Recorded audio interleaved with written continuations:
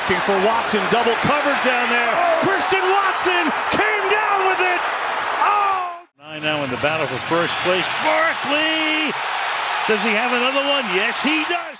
Week 11 is officially in the books. We saw some great matchups between some of the top teams in the league, a few teams having offensive explosions leading to blowouts, and some crazy upsets.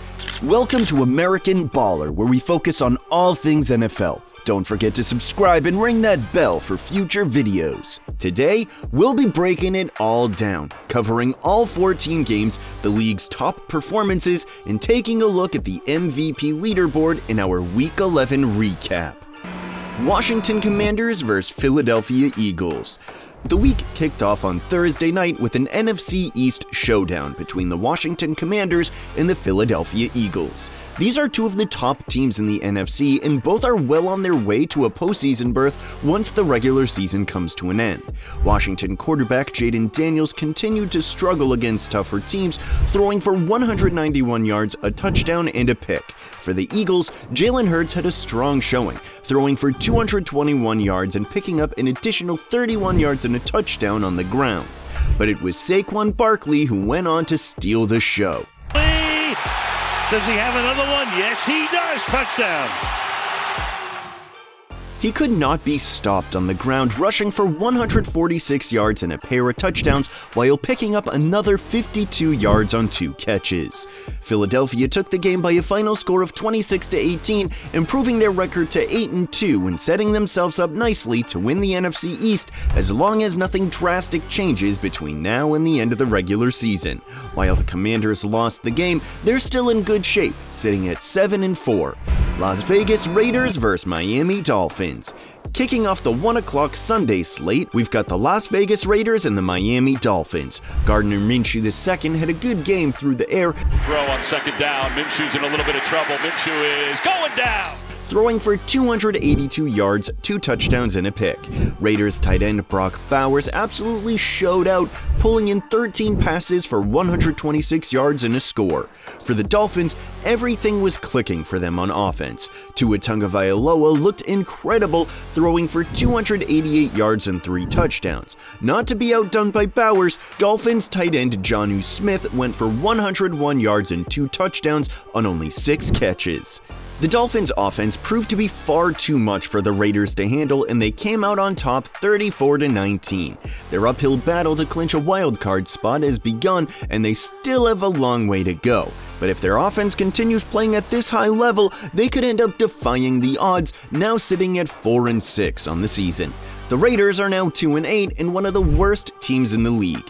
They're well on their way to earning one of, if not the top pick in the 2025 NFL Draft, and with the multiple holes they have in their roster, continuing to lose is likely what's best for the team's long-term future. Cleveland Browns vs. New Orleans Saints. Now we move on to New Orleans, where the Saints took on the Cleveland Browns. Jameis Winston had an incredible game, throwing for 395 yards and 2 touchdowns, doing everything that he could to win Cleveland this game. However, Taysom Hill had other plans. While he struggled at the quarterback position, throwing 2 passes for 18 yards and a pick, he thrived everywhere else. On the ground, he ran for 138 yards and 3 touchdowns on only 7 carries, while as a pass catcher he pulled in 8 receptions for 50 yards. This incredible effort from Hill went on to be the deciding factor, with the Saints taking the game in dominant fashion, winning 35-14. With this loss, the Browns fall to 2-8 and could be fighting with the Raiders for the top pick in the draft. The Saints find themselves in an odd middle ground. While it's almost impossible for them to make a run for the playoffs, they're also likely out of the race for a top pick, now with the record of 4-7. Indianapolis Colts vs. New York Jets. Now let's take a look at the matchup between the Indianapolis Colts and New York Jets. Anthony Richardson took back over as the Colts' starting quarterback after Joe Flacco failed to turn heads like he did in Cleveland last year. Richardson had a very respectable return to action, throwing for 272 yards and a touchdown while picking up 32 yards and a pair of touchdowns on the ground. Aaron Rodgers had a strong game, passing for 184 yards and 2 scores.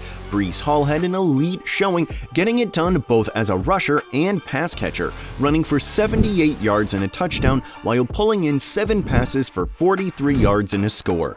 This was a game that came down to the wire, but the Colts came out on top 28-27.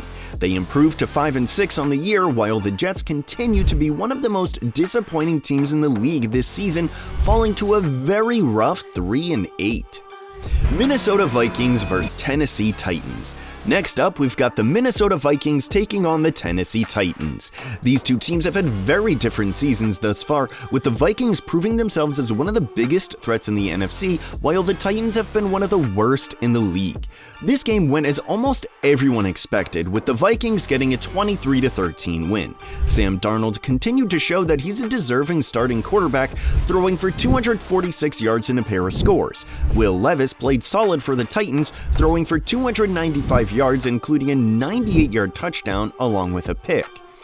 The Vikings are now 8-2 and fighting for the top seed in the NFC, while the Titans fall to 2-8, tied for the lowest win total in the league.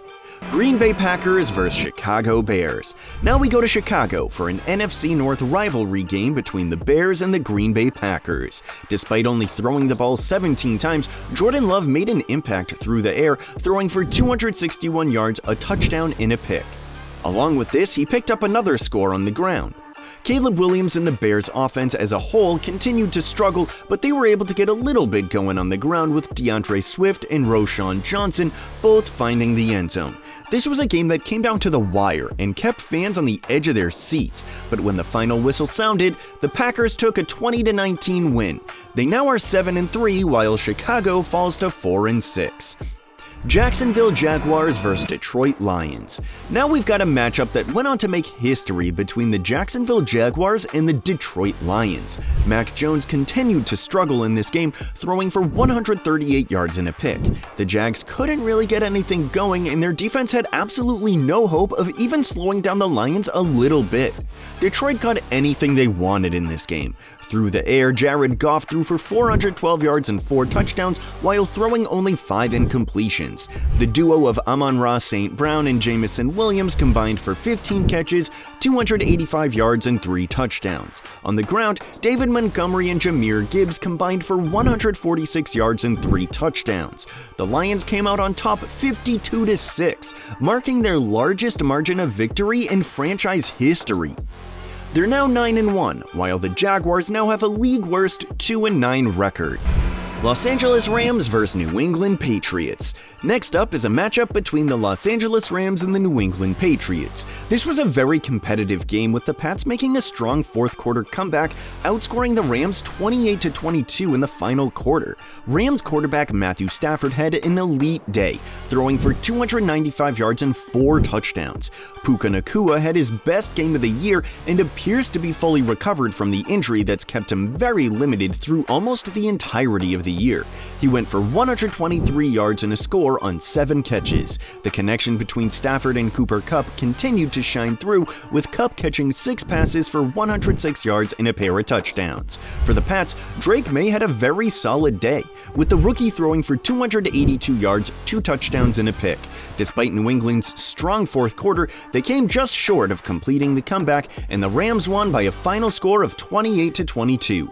They now even out their record to 5-5, while the Patriots fall to 3-8. Baltimore Ravens vs Pittsburgh Steelers. Now we've got a matchup between the top 2 teams in the AFC North, the Baltimore Ravens and the Pittsburgh Steelers. Pittsburgh's defense came up huge in this matchup, forcing Derrick Henry to fumble for the first time in over 500 carries, and also picked off Lamar Jackson. The duo of Jackson and Henry still had solid showings with a touchdown each. While Pittsburgh's defense had one of their best games of the year, their offense greatly struggled. Russell Wilson looked rough, throwing for 205 yards and a pick. While the Steelers failed to find the end zone, Chris Boswell made all 6 of his field goal attempts. This was a game that came down to the final minutes, and it appeared that we could be heading to overtime before Baltimore failed on a 2-point conversion. The Steelers came out on top 18-16, and this game could have gone the other way had it not been for 2 missed kicks from Justin Tucker.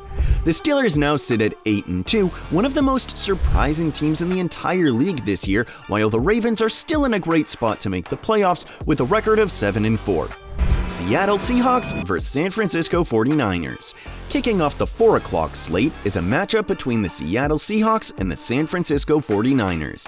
These are 2 teams who are fighting for ground in the NFC West standings in a division that's up for grabs. Neither team particularly excelled through the air, but Seattle wide receiver Jackson Smith-Njigba was able to finish the contest with 110 yards. On the ground, the Seahawks found the end zone twice on a 1-yard touchdown by Kenneth Walker III and a 13-yard scramble from Geno Smith.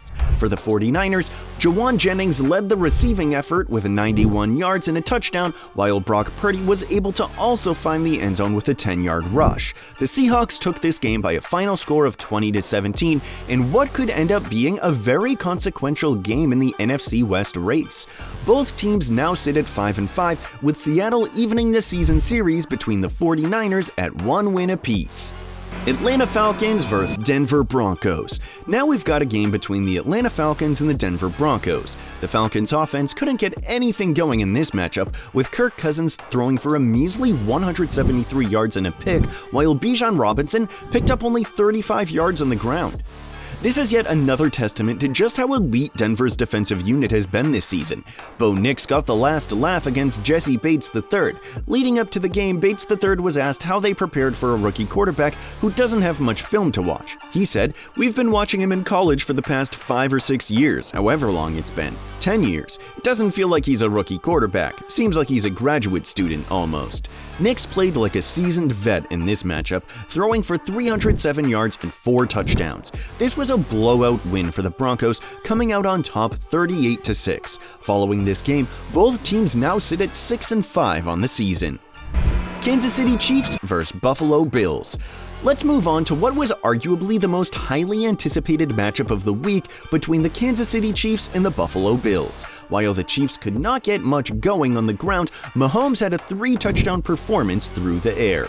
However, the Bills also forced him into 2 interceptions. On the other side, Josh Allen put Buffalo's offense on his back, throwing for 262 yards, a touchdown, and a pick, while also leading the team with 55 rushing yards and a score. This game was extremely close, but the Chiefs were unable to mount another fourth-quarter comeback and suffered their first loss of the season, falling 31-21. Kansas City is now 9-1, while the Bills are 9-2. There's a strong chance that these teams will meet again in the postseason. Cincinnati Bengals vs Los Angeles Chargers. In the Sunday night matchup, the Cincinnati Bengals took on the Los Angeles Chargers. Once again, Joe Burrow had an elite showing, throwing for 356 yards and 3 touchdowns. T. Higgins was the main beneficiary of this, pulling in 9 catches for 148 yards and a score. For the Chargers, Justin Herbert carried the offense, picking up 297 yards and 2 touchdowns through the air, along with rushing for a team-leading 65 yards.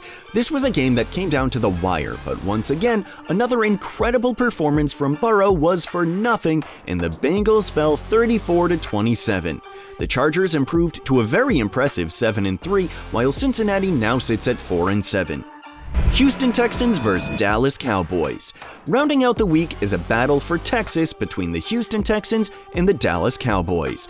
Cooper Rush had a very impressive game through the air, throwing for nearly 400 yards, but was only able to find the end zone once. For Houston, CJ Stroud continued to struggle, throwing for 257 yards and a pick. But Joe Mixon was there to pick up the slack, rushing for 109 yards and 3 touchdowns. This was not a difficult game for Houston, and they came out on top 34-10. The Texans now sit at 7-4, while Dallas slides to 3-7. Players of the week. Jared Goff's elite day through the air led to him throwing for a league-leading 412 yards and a dominant 52-6 win over the Jacksonville Jaguars. Saquon Barkley led the league this week with 146 rushing yards and a hard-fought 26-18 win over the Washington Commanders. Amon-Ra St. Brown made the most of Jared Goff's big day and went for an insane 161 receiving yards in Detroit's big win. Finally, Zach Bond made his presence felt in Philadelphia's win over Washington, recording 15 total tackles. MVP Power Rankings. Following a crazy week around the league, there have been some noticeable changes in the MVP Power Rankings. It's shaping up to be a three-man race if things continue trending the way they are, but with just under half of the season left, a lot can still change. Currently, Lamar Jackson is still holding on to the top spot despite a very quiet game against the Pittsburgh Steelers. This was one of Jackson's worst performances of the year and did result in a loss. Despite this, his body of work over the course of the season has gotten him a little bit of cushion to have an off week or two and still be more than deserving of the MVP award. Hot on his tail in second place is Josh Allen. He was doing it all for the Bills, not only throwing for 262 yards and a touchdown, but also led the team with 55 rushing yards and a touchdown. To put the cherry on top, he led Buffalo to a comfortable win over what was the league's final undefeated team in the Kansas City Chiefs. If Allen does end up winning the MVP, we can look at this game as the point when his comeback truly began. Rounding out the top three is Jared Goff. Goff shoots up the list following Patrick Mahomes no longer being undefeated. Along with this, Goff just had one of the best single-game performances of his entire career, torching the Jacksonville Jaguars for 412 yards and 4 touchdowns on only 29 passes. If he's able to put together a few more games like this and Detroit keeps on winning, he could end up making up ground in the MVP race very quickly. Thank you for tuning in to American Baller. Don't forget to subscribe and ring that bell for future videos.